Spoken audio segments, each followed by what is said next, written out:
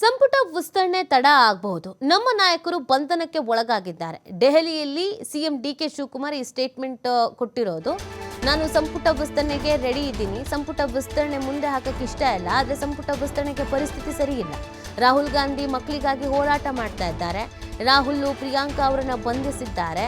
ಮತ್ತೆ ಮುಂದೂಡಿಕೆ ಆಗುತ್ತಾ ಸಂಪುಟ ವಿಸ್ತರಣೆ ಅನ್ನೋದು ಪ್ರಶ್ನೆ. ಇವತ್ತು ಆಕ್ಚುಲಿ ಮೀಟಿಂಗ್ ಆಗಬೇಕಾಗಿತ್ತು, ಬಟ್ ನಾನು ಆಗಲೇ ಹೇಳ್ತಾ ಇದ್ದೆ, ಒಂದು ಪ್ರಬಲವಾದಂಥ ಅಸ್ತ್ರ ಬಿಜೆಪಿಯ ವಿರುದ್ಧ, ಕೇಂದ್ರ ಸರ್ಕಾರದ ವಿರುದ್ಧ ಕಾಂಗ್ರೆಸ್ನವ್ರಿಗೆ ಸಿಕ್ಕಿದೆ. ಇದನ್ನ ಸದುಪಯೋಗ ಮಾಡ್ಕೊಳ್ಳೇಬೇಕಾಗತ್ತೆ. ಅದೇ ಹಾದಿಯಲ್ಲಿ ಕಾಂಗ್ರೆಸ್ನವ್ರಿಗಿದ್ದಾರೆ. ಈ ಸಂದರ್ಭದಲ್ಲಿ ಸಂಪುಟ ವಿಸ್ತರಣೆ ಮೀಟಿಂಗು ಅಂತ ಕೂತ್ಕೊಂಡ್ರೆ ಆಗಲ್ಲ. ರಾಜಕೀಯ ಲಾಭವನ್ನು ನೋಡಲೇಬೇಕಾಗತ್ತೆ. ಅದು ಎಲ್ಲ ಪಕ್ಷದವರು ಮಾಡ್ತಾರೆ. ಕಾಂಗ್ರೆಸ್ನವರು ಮಾಡ್ತಾರೆ, JDSನವರು ಮಾಡ್ತಾರೆ, BJPಯವರು ಮಾಡ್ತಾರೆ. ಸೊ ಕಾಂಗ್ರೆಸ್ನವರು ಇಲ್ಲಿ ಅದನ್ನೇ ಮಾಡ್ತಾ ಇರೋದು ಇವಾಗ. ಅದನ್ನೇ ಡಿ ಕೆ ಶಿವಕುಮಾರ್ ಅವ್ರು ಹೇಳ್ತಾ ಇದ್ದಾರೆ. ಅಂದರೆ ರಾಹುಲ್ ಗಾಂಧಿಯವರು ಮಕ್ಕಳಿಗಾಗಿ ಹೋರಾಟ ಮಾಡ್ತಾ ಇದ್ದಾರೆ. ಈ ಸಂದರ್ಭದಲ್ಲಿ ಸಂಪುಟ ವಿಸ್ತರಣೆಯ ವಿಚಾರ ಸರಿಯಲ್ಲ, ನನಗೂ ಮುಂದಕ್ಕೆ ಹಾಕಕ್ಕೆ ಇಷ್ಟ ಇಲ್ಲ, ಬಟ್ ಬಂಧನಕ್ಕೆ ಒಳಗಾಗಿದ್ದಾರಲ್ಲ ನಮ್ಮ ನಾಯಕರುಗಳು, ಹಾಗಾಗಿ ಚೂರು ಮುಂದಕ್ಕೆ ಹೋಗ್ಬೋದು ಅನ್ನೋ ಅರ್ಥದಲ್ಲಿ ಮಾತನಾಡಿದ್ದಾರೆ.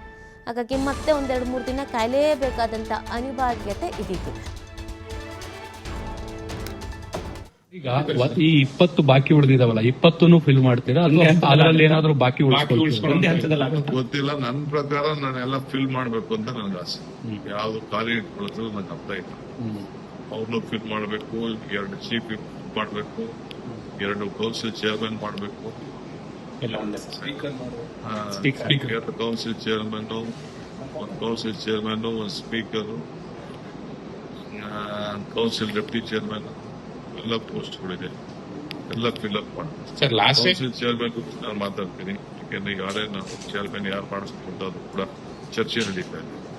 ಅವ್ರನ್ನ ಗೌರವದಿಂದ ನೋಡ್ಕೋಬೇಕು, ಅದನ್ನ ನಡ್ಕೊಂಡು ಯಾವಾಗ ಹೇಳ್ತಾರೆ ಅದನ್ನ ರೆಡಿ ಮಾಡಿಟ್ಕೊಂಡು ಇವೆಲ್ಲ ತೋರ್ಸದಂತಲ್ಲ, ಎಲ್ಲ ರಾಜಭವನ್ ಸಿದ್ಧತೆ.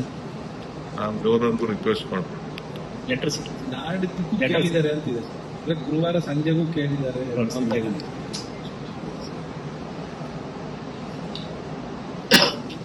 ಗವರ್ನರ್ ಎಲ್ಲ ಹೊರಗಡೆ ಹೋಗ್ಬೇಕು ಅಂತಿದ್ರು, ಅದನ್ನು ನಾನು ರಿಕ್ವೆಸ್ಟ್ ಮಾಡ್ತೀನಿ.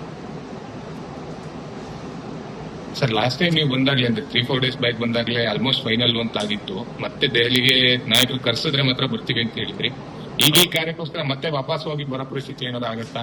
ಈಗ ನಮ್ಮ ಹತ್ರ ಮಾತಾಡ್ಬಿಟ್ಟು ಕಳಿಸಿ ಅಲ್ಲಿ ಫೋನ್ ಮಾಡಿ ಹೇಳ್ತೀವಿ ಅಂತ ಅದಕ್ಕೂ ರೆಡಿ. ಕಾಂಗ್ರೆಸ್ ಪಾರ್ಟಿ ನಡ್ಕೊಂಡು ಬಂದಿರೋಂಥ ಪದ್ಧತಿ ಅದು. ನಮ್ಮ ಹತ್ರ ಚರ್ಚೆ ಮಾಡ್ತಾರೆ, ನಮ್ಮ ಅಭಿಪ್ರಾಯ ಕೇಳ್ತಾರೆ. ಹಿಂದೆ ಸಿದ್ದರಾಮಯ್ಯ ಸರ್ಕಾರ ಇದ್ದಾಗ ಕೂಡ ಆ ರೀತಿ ಕರೆದು ನಮಗೆ ಕೇಳಿ ತೀರ್ಮಾನಕ್ಕೆ ಮಾಡಿದ್ರು. ಈಗ ನಾವೆಲ್ಲ ಕೂತ್ಕೊಂಡು ರಾಹುಲ್ ಗಾಂಧಿ, ಮಲ್ಲಿಕಾರ್ಜುನ್ ಖರ್ಗೆ ಸಾಹೇಬರು, ಸಚಿವರ ಸಿದ್ದರಾಮಯ್ಯ